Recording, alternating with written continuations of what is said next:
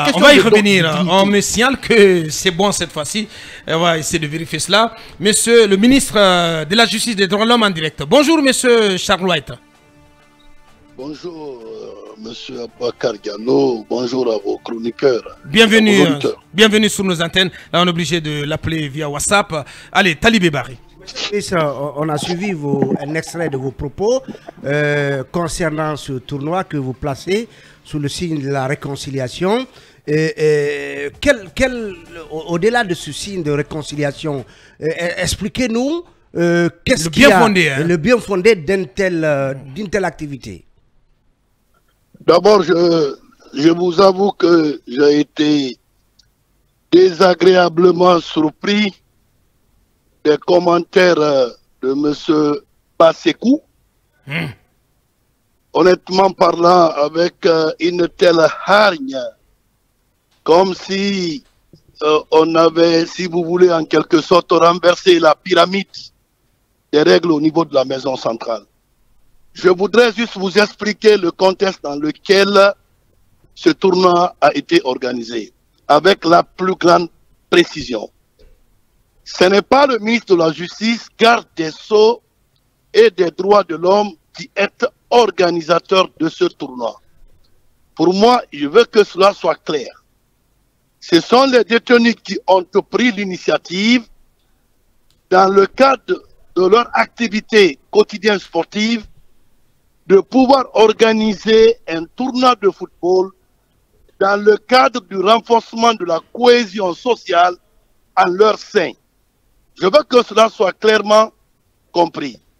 S'il fait que le directeur de l'administration pénitentiaire, puisqu'un tel événement ne peut pas se tenir à la maison centrale sans m'informer, il est venu me porter le message de cette initiative que j'ai trouvé une initiative salutaire.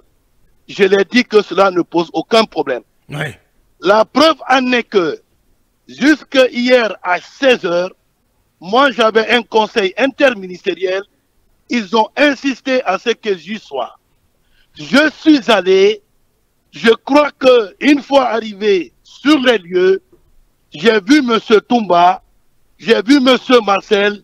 Je me suis dit, attention, on ne peut pas avoir la présence d'esprit de tous ces gens-là. Si c'est une question de cohésion entre détenus, quel que soit le motif pour lequel ils sont, il faut inviter capitaine Moussa Dadis de venir s'associer à l'événement. Ouais. C'est ce qui a été fait. Lorsqu'on part plus loin pour dire, écoutez, il y a les victimes des massacres du on veut déplacer les choses dans leur contexte, je veux que les gens comprennent que ça n'a rien à voir avec un prétendu quelconque initiative d'aller vers une réconciliation alors que le dossier judiciaire est pendant devant la juridiction.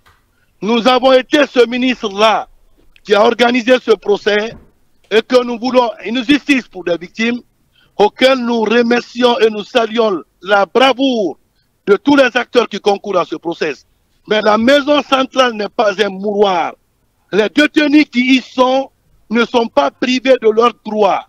On ne peut pas les priver qu'ils organisent. D'ailleurs, je vais vous dire, je vais organiser, maintenant c'est le département qui va organiser, je vais organiser désormais une activité culturelle pour eux.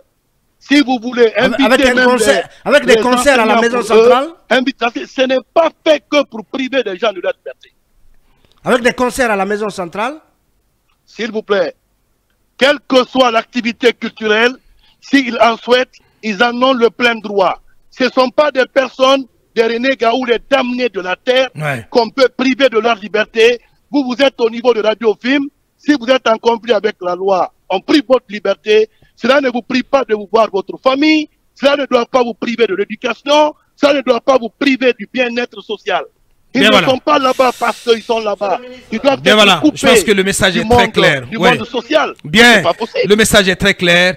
Grand merci à vous, monsieur le ministre. Merci en tout cas pour cette intervention, pour ces précisions. C'est ce qui nous conduit tout droit à la première grande pause dans cette émission, dans ce numéro de Mirador. On revient dans quelques minutes à venir la prise de parole également de M. Ousmane Gawal Diallo, ministre porte-parole du gouvernement, et puis Mohamed Tal aussi, directeur de cabinet du président de l'UFR, qui va s'exprimer également dans cette émission, dans la troisième partie. Une pause et on revient dans quelques minutes.